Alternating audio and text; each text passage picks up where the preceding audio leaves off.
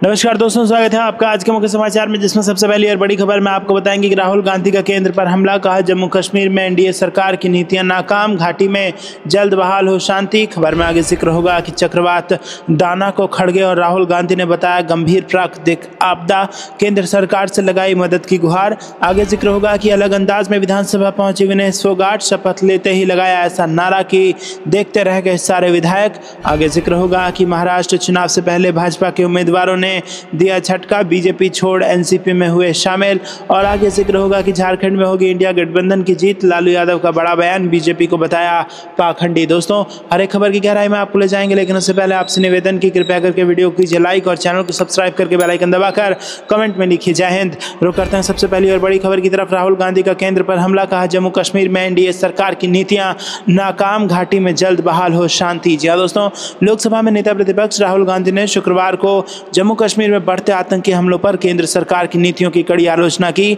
उन्होंने social media पर post में कहा कि एनडीए सरकार की नीतियां कश्मीर में शांति और सुरक्षा लाने में पूरी तरह से विफल रही हैं। गांधी ने कश्मीर घाटी में शांति बहाली की जरूरत पर जोर दिया और सरकार को जल्द कदम उठाने की मांग की। राहुल गांधी ने गुलमर्ग में सेना के वाहन पर हुए हमले में सैनिकों की शहादत पर गहरा दुख व्यक्त किया।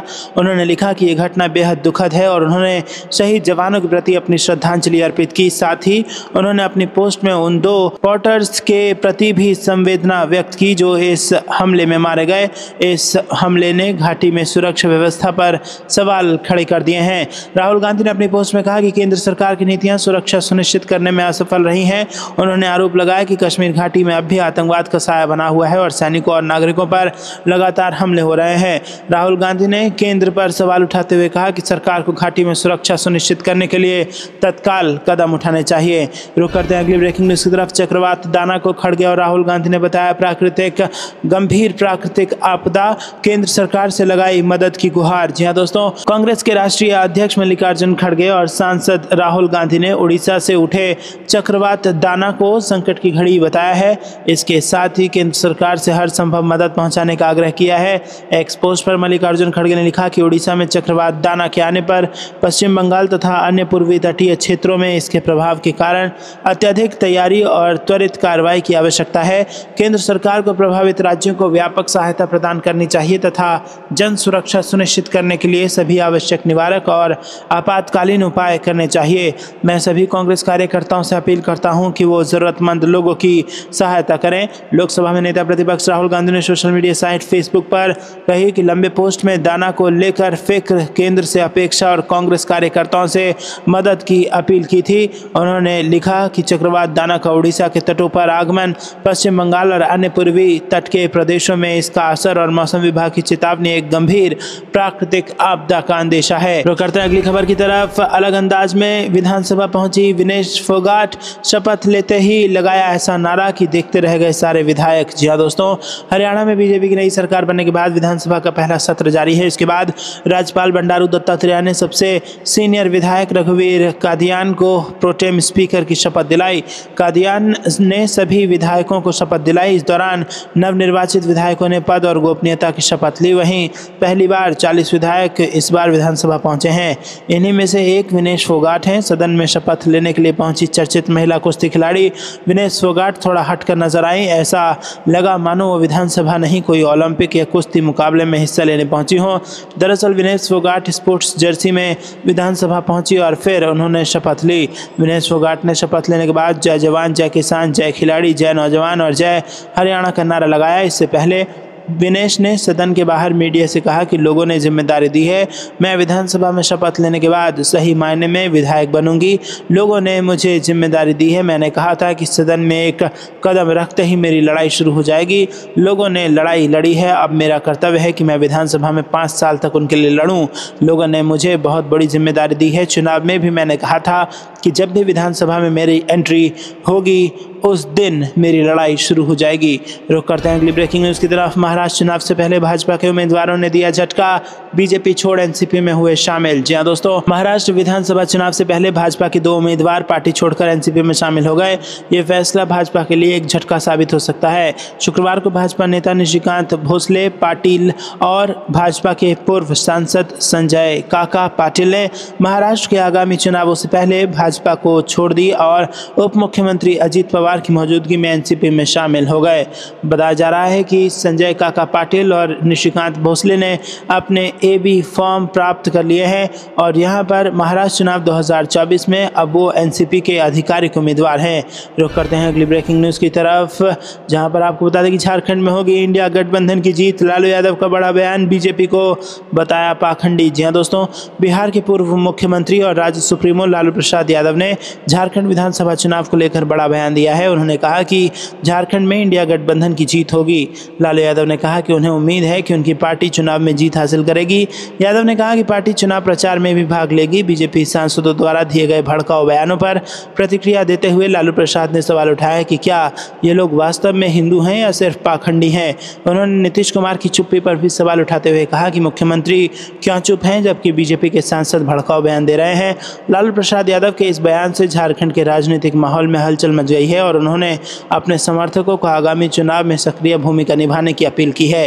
रुख करते हैं अगली ब्रेकिंग न्यूज़ की तरफ। 2027 के चुनाव में भी तेज प्रताप के पक्ष में मैनपुरी में बोले अखिलेश यादव, कहा सिर्फ हवा बनाती है भाजपा। जी हां दोस्तों, समाजवादी पार्टी के प्रमुख और सांसद अखिलेश यादव ने भाजपा पर लोकसभा चुनाव के परिणाम को लेकर तंज कसा और कहा कि भाजपा के लोग सिर्फ हवा बनाते हैं।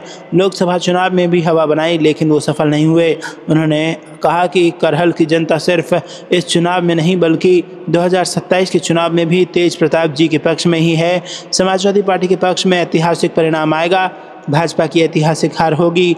जिस सरकार ने कोई व्यवस्था नहीं की उससे आप क्या उम्मीद करते हैं। करहल विधानसभा सीट के उपचुनाव की बिसात को भाजपा के दावे ने दिलचस्प बना दिया है। भाजपा ने बुधवार को अनुजेश यादव को प्रत्याशी घोषित कर दिया।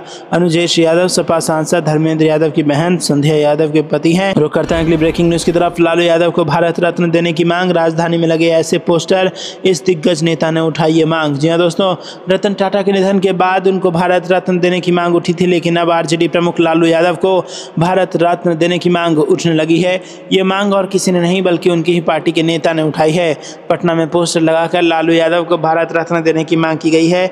आरजेडी कार्यालय के बाहर और पटना के चौक चौराहों पर पोस्टर लगाकर ये मांग की गई है। पोस्टर में लिखा गया है कि सामाजिक न्याय के नेता और बिहार के आवाज पूर्व मुख्यमंत्री लालू प्रसाद यादव को भारत रत्न से सम्मानित किया जाए। बता दें कि लालू यादव का भारत रत्न देने की मांग आरजेडी अनुसूचित जाति के प्रदेश सचिव रंजीत रजक ने उठाई है।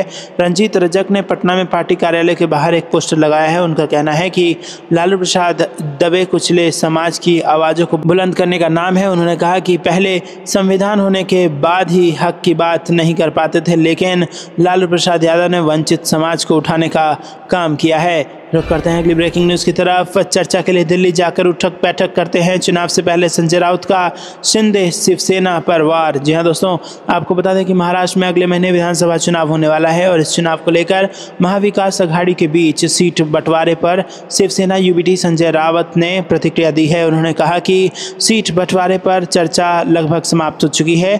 इसके साथ ही उन्होंने बताया कि गठबंधन में छोटी पार्टियों के साथ भी चर्चा की जाएगी। शिवसेना यूबीटी नेता ने महाराष्ट्र के मुख्यमंत्री एकनाथ शिंदे पर भी निशाना साधा। उन्होंने शिंदे की शिवसेना को नकली बताया। उन्होंने तंज कसते हुए कहा कि शिवसेना चर्चा के लिए दिल्ली जाती है और वहां उठक बैठक करती है। संजय राउत ने कहा कि एकनाथ शिंदे के पास जो शिवसेना है उसकी कमान दिल्ली में अमित शाह के पास है। बाला साहेब ठाकरे की जो शिवसेना हमारे पास है उन्हें कभी भी सीट बंटवारे के लिए दिल्ली जाने की ज़रूरत नहीं पड़ी। उन दिनों भाजपा नेता सीट बंटवारे पर चर्चा के लिए मुंबई आते थे लेकिन दिल्ली में नकली शिवसेना का मालिक बैठा है इसलिए उन्हें चर्चा के लिए वहाँ जाना पड़ता है। वो वहाँ चर्चा के लिए जाते हैं और उठक बैठक करते हैं। वो असली शिवसैनिक नहीं है, वो एक नॉन बायोलॉजिकल शिवसेना है। अमित शाह ने इस नॉन बायोलॉजिकल शिवसेना को जन्म दिया है। रुख करते हैं अगली ब्रेकिंग न्यूज़ की तरफ। जाति आधारित जनगणना और ईवीएम धांधली के खिलाफ 30 अक्टूबर को भारत बंद। जी हां दोस्तों, भारत मुक्ति मोर्चा के राष्ट्रीय अध्यक्ष वामन मेश्राम और राष्ट्रीय पिछड़ा वर्ग मोर्चा के अध्यक्ष चौधरी विकास पटेल ने 30 अक्टूबर को भारत बंद का आह्वान किया है। बहुजन लीडर्स ने कहा है कि ये बंद जाति आधारित जनगणना न करने संख्या के अनुपात में हिस्सेदारी न देने और ईवीएम से हो रही धांधली के विरोध में किया जा रहा है। इन मुद्दों पर चरणबद्ध आंदोलन की शुरुआत हो चुकी है, जिसका उद्देश्य देश में लोकतंत्र और संविधान की रक्षा करना है। वामन मेश्राम ने सोशल मीडिया पर जारी बयान में कहा कि हमने जुलाई महीने में ईवीएम के विरोध में भारत बंद करने की घोषणा की थी। अब 30 अक्टूबर को हम इस घोषणा पर अमल करेंगे। देश के लोकतंत्र, संविधान और राष्ट्र को बचाने के लिए इस आंदोलन में हर नागरिक की सहभागिता जरूरी है। यह आंदोलन विभिन्न सामाजिक और राजनीतिक संगठनों द्वारा समर्थित है।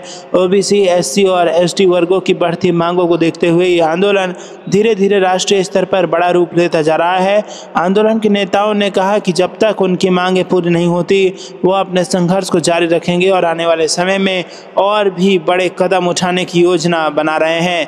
दोस्तों, आपको बता दें कि केंद्र सरकार से राष्ट्रीय स्तर पर जाति आधारित जनगणना कराने की मांग की जा रही है। आंदोलनकारियों का कहना है कि देश में जातियों की वास्तविक संख्या के आधार पर ओबीसी, एससी और एसटी को सभी क्षेत्रों में हिस्सेदारी सुनिश्चित की जानी चाहिए। साथ ही अनुसूचित जाति और अनुसूचित जनजाति का बढ़ा हुआ अनुपात देखते हुए उनके आरक्षण को भी बढ़ाने की मांग उठाई गई है। आपको यह कुछ लगता है दोस्तों, कमेंट में जरूर बताइए। वीडियो को लाइक नहीं किया तो लाइक जरूर कीजिएगा। रुक करते हैं अगली ब्रेकिंग न्यूज की तरफ। महाविकास अघाड़ी में सुलझ गया सीट बंटवारे का फार्मूला, कांग्रेस का 200 से ज्यादा सीटों पर जीत का दावा। जी हां दोस्तों, कांग्रेस नेता और महाराष्ट्र विधानसभा में विपक्ष के नेता विजय वडेट्टीवार ने कहा कि सीट बंटवारे की समस्या सुलझ गई है और विश्वास जताया कि विपक्षी गठबंधन महाविकास अघाड़ी 200 सीटों को पार कर जाएगा। उन्होंने कहा कि सीट बंटवारे की समस्या सुलझ गई है, हम योग्यता के आधार पर चुनाव लड़ने जा रहे हैं। महाराष्ट्र में आज सीट बंटवारे के बाद हमें पूरा भरोसा है कि हम 200 सीट को पार कर लेंगे। बीजेपी शिवसेना सरकार पर वार करते हुए विजय वडेट्टीवार ने कहा कि इस चोर युति ने राज्य को बर्बाद कर दिया है, हम उन्हें सत्ता से हटा देंगे। जनता ने भी उन्हें सत्ता से हटाने का मन बना लिया है। उन्होंने साफ तौर पर कहा कि कमीशन खोरी और भ्रष्टाचार में करीब 30-35% की बढ़ोतरी हुई है। महाराष्ट्र में खुलेआम लूट हो रही है। बुधवार को तीनों दलों महाविकास अघाड़ी ने 85-85 सीटों के फार्मूले के साथ 255 सीटों के लिए अपने सीट बंटवारे के फार्मूले की घोषणा की। शेष 23 सीटों की घोषणा उनकी पार्टी उम्मीदवारों की सूची के अनुसार की जाएगी। इनमें से कुछ सीटें समाजवादी पार्टी, पीडब्ल्यूडी और सीपीआई को मिलेंगी। इसी बीच शिवसेना उद्धव ठाकरे गुट ने बुधवार को महाराष्ट्र विधानसभा चुनाव के लिए 65 उम्मीदवारों की अपनी पहली सूची जारी की, जिसमें गुट ने वर्ली निर्वाचन क्षेत्र से मौजूदा आदित्य ठाकरे को फिर से मैदान में उतारा है। रुक करते हैं अगली ब्रेकिंग न्यूज की तरफ। अजित पवार गुट की लिस्ट आते ही एनडीए में बगावत, भाजपा के सीनियर नेता ने छोड़ी पार्टी। जी हां दोस्तों, महाराष्ट्र में विधानसभा चुनाव जैसे जैसे करीब आ रहे हैं, वैसे वैसे सियासी सरगर्मियां बढ़ती जा रही हैं। जहां अजित पवार गुट के उम्मीदवारों की लिस्ट सामने आई, तो वहीं भाजपा के सीनियर नेता ने पार्टी छोड़ने का ऐलान कर दिया है। एनसीपी ने पुणे जिले की मावल विधानसभा क्षेत्र से मौजूदा विधायक सुनील सेल्के के नाम की घोषणा की, जिसके कुछ ही समय बाद भाजपा नेता और पूर्व राज्य मंत्री बाला भेगड़े ने बीजेपी से अपने इस्तीफे का ऐलान कर दिया है। यही नहीं, एनसीपी के प्रदेश उपाध्यक्ष बापू साहेब भेगड़े ने भी बगावत कर दी और कहा कि वो 20 नवंबर को होने वाले महाराष्ट्र विधानसभा चुनाव वो लड़ेंगे। बाला भेगड़े ने बताया कि उन्होंने और उनके समर्थकों ने अपने इस्तीफे की घोषणा कर दी है। उन्होंने कहा कि वो बापू भेगड़े का समर्थन करेंगे और सेल्के को हराने के लिए काम करेंगे। मौजूदा विधायक सुनील सेल्के ने साल 2019 में इस सीट से बीजेपी के पूर्व विधायक बाला भेगड़े को हराया था। रुक करते हैं अगली ब्रेकिंग न्यूज की तरफ। उत्तर प्रदेश उपचुनाव में कांग्रेस ने सपा के लिए छोड़ा मैदान, एक भी प्रत्याशी नहीं उतारने का है प्लान। जी हां दोस्तों, उत्तर प्रदेश के आगामी विधानसभा उपचुनाव में कांग्रेस अपने प्रत्याशी नहीं उतारेगी। उत्तर प्रदेश कांग्रेस के प्रदेश प्रभारी अविनाश पांडे ने इसका ऐलान करते हुए कहा कि हम इंडिया गठबंधन सामाजिक पार्टी के सभी प्रत्याशियों को पूरी ताकत से जिताने का काम करेंगे। उन्होंने कहा कि हम देश के संविधान और देश के मूल्यों को बचाने के लिए और भाजपा के हराने के लिए जनता के हित में ये आवश्यक निर्णय हमने लिया है। दोस्तों, आपको बता दें कि यहाँ पर समाजवादी पार्टी के लिए खुला छोड़ दिया गया है मैदान, जिसके बाद सपा और बीजेपी में सीधी टक्कर उत्तर प्रदेश के उपचुनाव में देखने को मिलेगा। रुक करते हैं अगली ब्रेकिंग न्यूज़ की तरफ। अखिलेश यादव ने राहुल गांधी के साथ अपनी तस्वीर को किया शेयर, कहा संविधान, आरक्षण और सौहार्द को बचाना है। जी हाँ दोस्तों, समाजवादी पार्टी प्रमुख अखिलेश यादव ने उत्तर प्रदेश की 9 विधानसभा सीटों पर उपचुनाव के लिए पार्टी के चुनाव चिन्ह साइकिल पर Indian national development inclusive alliance यानी कि इंडिया के उम्मीदवार उतारने के ऐलान के बाद बृहस्पतिवार को कांग्रेस के साथ एकजुटता दिखाते हुए सोशल मीडिया पर कांग्रेस नेता राहुल गांधी के साथ अपनी एक तस्वीर साझा की और कहा कि दोनों दलों ने संविधान, आरक्षण और सौहार्द को बचाने के लिए संकल्प लिया है। मैं दोस्तों आपको बता दें कि यहाँ पर अखिलेश यादव ने सोशल मीडिया मंच एक्स पर कहा कि हमने ये ठाना है कि संविधान, आरक्षण, सौहार्द बचाना है, बापू बाबा साहेब लोहिया के सपनों का देश बनाना है। सपा प्रमुख ने लोकसभा में नेता प्रतिपक्ष राहुल गांधी के साथ अपनी एक तस्वीर भी साझा की जिसमें दोनों नेता एक दूसरे का हाथ उठाए एकजुटता प्रदर्शित कर रहे हैं। सपा अध्यक्ष अखिलेश यादव ने बुधवार को ऐलान किया था कि 13 नवंबर को होने वाले उपचुनाव में सभी 9 सीटों पर इंडिया के उम्मीदवार अपनी पार्टी के चुनाव चिन्ह साइकिल पर चुनाव लड़ेंगे। उन्होंने कहा था कि कांग्रेस और सपा एकजुट है और इंडिया उपचुनाव में जीत की नई इबारत लिखेगा। सपा ने 9 में से 2 सीट गाजियाबाद और खैर इंडिया में उनकी सहयोगी कांग्रेस को दी थी, लेकिन अटकलें हैं कि कांग्रेस उपचुनाव लड़ने में इच्छुक नहीं है। यादव ने एक्स पर कहा था कि बात सीट की नहीं जीत की है। इस रणनीति के तहत इंडिया के संयुक्त प्रत्याशी सभी 9 सीटों पर समाजवादी पार्टी के चुनाव चिन्ह साइकिल के निशान पर चुनाव लड़ेंगे। उन्होंने कहा था कि कांग्रेस पार्टी के शीर्ष नेतृत्व से लेकर बूथ स्तर तक के कार्यकर्ताओं के साथ आने से समाजवादी पार्टी की शक्ति कई गुना बढ़ गई है और इस अभूतपूर्व सहयोग और समर्थन से सभी 9 विधानसभा सीट पर इंडिया का एक कार्यकर्ता जीत का संकल्प लेकर नई ऊर्जा से भर गया है। रुक करते हैं अगली ब्रेकिंग न्यूज की तरफ। जम्मू कश्मीर का पूर्ण राज्य का दर्जा बहाल करने की जरूरत, चिदम्बरम का बयान। जी हां दोस्तों, कांग्रेस के वरिष्ठ नेता पी चिदम्बरम ने जम्मू कश्मीर के उपराज्यपाल मनोज सिन्हा द्वारा सुरक्षा समीक्षा बैठक करने के एक दिन बाद बृहस्पतिवार को कहा कि लोगों ने अपने लिए एक मुख्यमंत्री और सरकार को चुना है, लेकिन मुख्यमंत्री के पास कोई अधिकार नहीं है। चिदम्बरम ने यह भी कहा कि जम्मू कश्मीर का पूर्ण राज्य का दर्जा तत्काल बहाल करना जरूरी है। उन्होंने एक्स पर पोस्ट किया कि निर्वाचित मुख्यमंत्री मौजूद नहीं है, उन्हें आमंत्रित किया गया था या नहीं मुझे नहीं पता। जम्मू कश्मीर से जुड़े कानून के तहत पुलिस और सार्वजनिक व्यवस्था एलजी के पास आरक्षित विषय है और उन्होंने कहा कि लोगों ने अन्य चीज़ों के अलावा अपनी सुरक्षा के लिए एक मुख्यमंत्री और सरकार को चुना है, लेकिन मुख्यमंत्री के पास कोई अधिकार नहीं है। वहीं दोस्तों आपको बता दें कि चिदम्बरम ने कहा कि यही कारण है कि जम्मू कश्मीर को आधा राज्य बताया जाता है। उन्होंने इस बात पर जोर दिया कि जम्मू कश्मीर का पूर्ण राज्य का दर्जा तत्काल बहाल करना जरूरी है।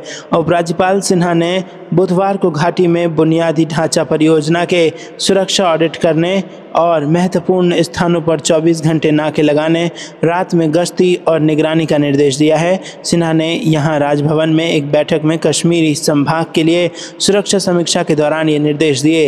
ये बैठक रविवार को गांदरबल जिले के गगनगीर इलाके में एक सुरंग के निर्माण में शामिल श्रमिकों पर हुए घातक आतंकवादी हमले के बाद हुई। इस हमले में एक स्थानीय चिकित्सक और 6 प्रवासी मजदूरों समेत 7 लोगों की मौत हो गई थी। प्रतिबंधित लश्कर तैयबा से जुड़े संगठन द रेजिस्टेंस फ्रंट ने इस बर्बर हमले की जिम्मेदारी ली थी।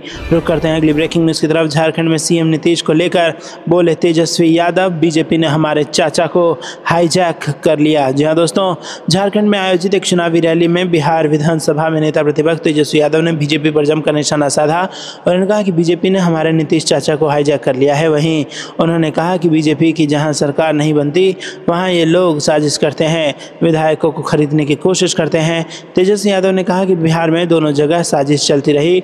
बीजेपी के लोग बड़े बेईमान हैं, जनता इनकी सरकार नहीं लाती तो सोचते हैं कि विधायक खरीद लें। झारखंड में भी यही कोशिश की, हमारे भाई सीएम हेमंत सोरेन को जेल भेजा। बिहार में भी साजिश की, हमारे ऊपर ईडी, सीबीआई, इनकम टैक्स सबको पीछे लगाया, लेकिन बीजेपी में हमारे चाचा सीएम नीतीश को ही बीजेपी ने हाईजैक कर लिया। जी हाँ दोस्तों, बीजेपी के लोग संविधान को ख़त्म करना चाहते हैं, हमारी गंगा जमुनी तहजीब और जो भाईचारा है उसको ख़त्म करना चाहते हैं, शांति और अमन चैन को ख़त्म करना चाहती है, केवल हिंसा और नकारात्मक बातें करती है। तेजस्वी यादव के इस बयान पर बिहार के पूर्णिया से सांसद पप्पू यादव ने कहा कि बिहार के मुख्यमंत्री नीतीश कुमार को बीजेपी वालों से बच के रहना चाहिए, क्योंकि बीजेपी वाले नीतीश कुमार की पीठ में खंजर घोंपने का काम करेंगे। रुक करते हैं अगली ब्रेकिंग न्यूज़ की तरफ। महाविकास अघाड़ी में तय हो गया सीट बंटवारा, तीनों दल 85-85 सीटों पर लड़ेंगे चुनाव। जी हाँ दोस्तों, महाराष्ट्र विधानसभा चुनाव के लिए कांग्रेस, एनसीपी और शिवसेना की गठबंधन महाविकास अघाड़ी के बीच सीटों के बंटवारे पर सहमति बन गई है। सहमति के तहत महाराष्ट्र की कुल 288 सीटों में से 255 सीटों पर तीनों दल बराबरी की सीटें यानी 85-85 सीटों पर चुनाव लड़ेंगे। बाकी बची अन्य सीटों पर बातचीत होंगी और अन्य सहयोगी दलों से बात कर उनका फैसला किया जाएगा। बाकी सहयोगी दलों में समाजवादी पार्टी, सीपीएम और एसडब्ल्यूपी शामिल है। इस बाबत एनसीपी के वरिष्ठ नेता शरद पवार की अगुवाई में हुई बैठक के बाद कांग्रेस नेता नाना पटोले, शिवसेना नेता संजय राउत और अन्य नेताओं ने साझा प्रेस कॉन्फ्रेंस कर सीट बंटवारे का ऐलान किया है।